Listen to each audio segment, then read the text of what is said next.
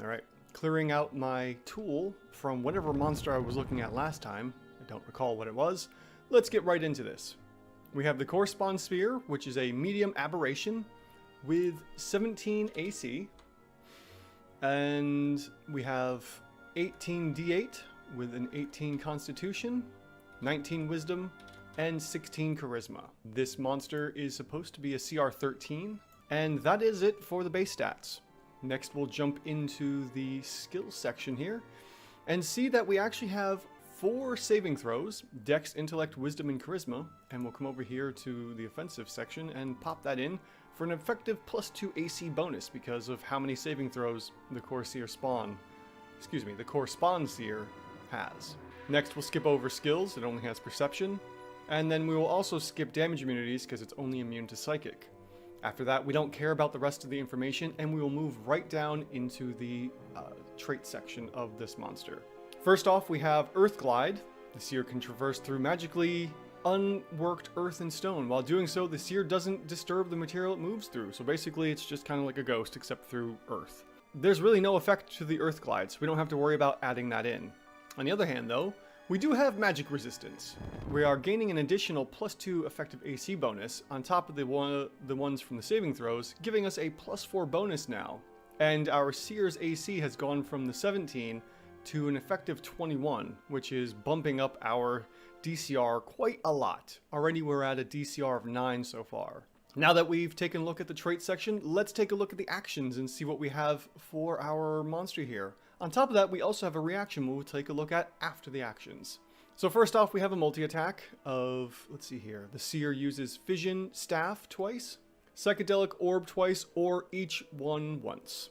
And before I forget to do that, or anything else with the Seer, let me go ahead and put in the 2-hit bonus of +8.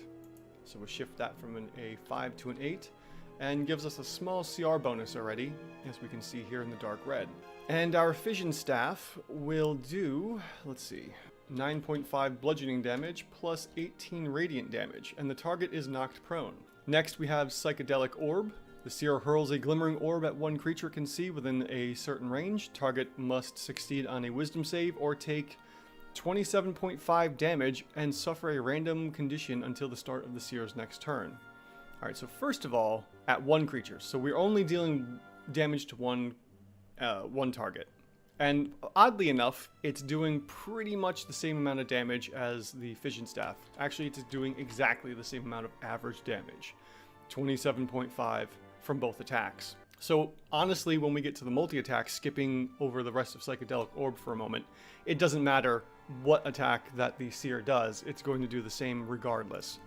So we can just go ahead and multiply that by 2, giving us a multi-attack of 55 damage. Now to finish up Psychedelic Orb, we also have 3 conditions. Blinded, doesn't matter. Frightened, could take effect. And Stunned, technically should take some kind of effect. But as far as I'm concerned, it doesn't, unfortunately. So there's only a 33% chance of being frightened. And since we can't count on that every turn, we're not going to add that in as a trait for Frightful Presence or the Horrible Vision.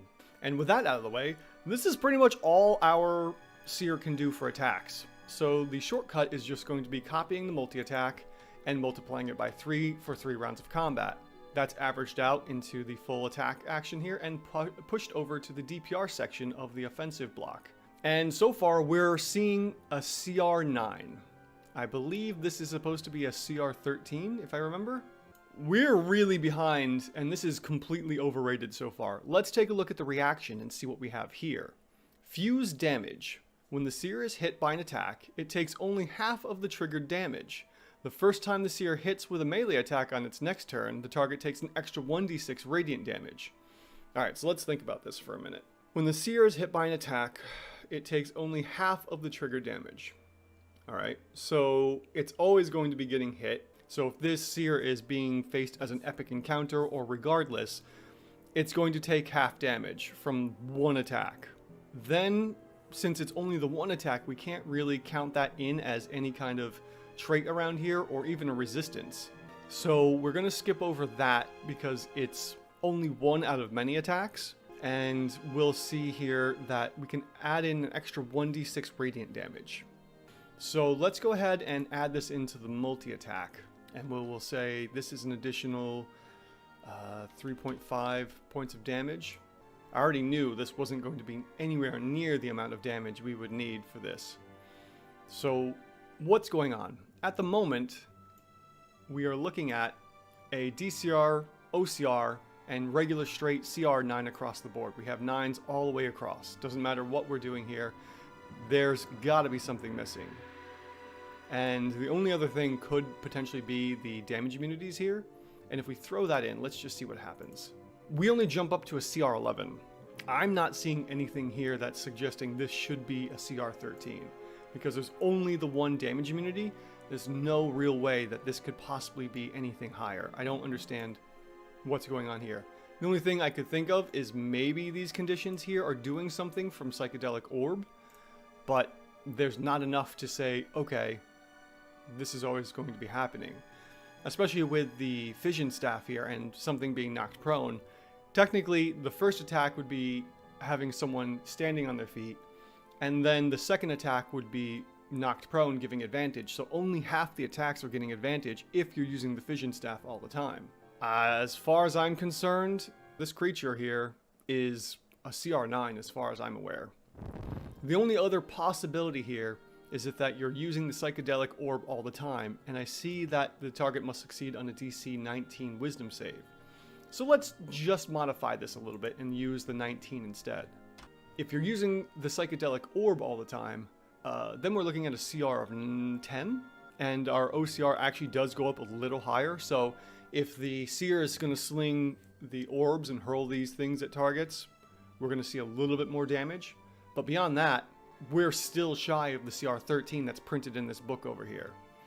So as far as I'm concerned, the Star Spawn is either a 9 or a 10, depending, and because I would use whatever is the worst for the players, I would consider using Psychedelic Orbs as much as possible until the Seer is in melee range, and then switch to the Fission Staff.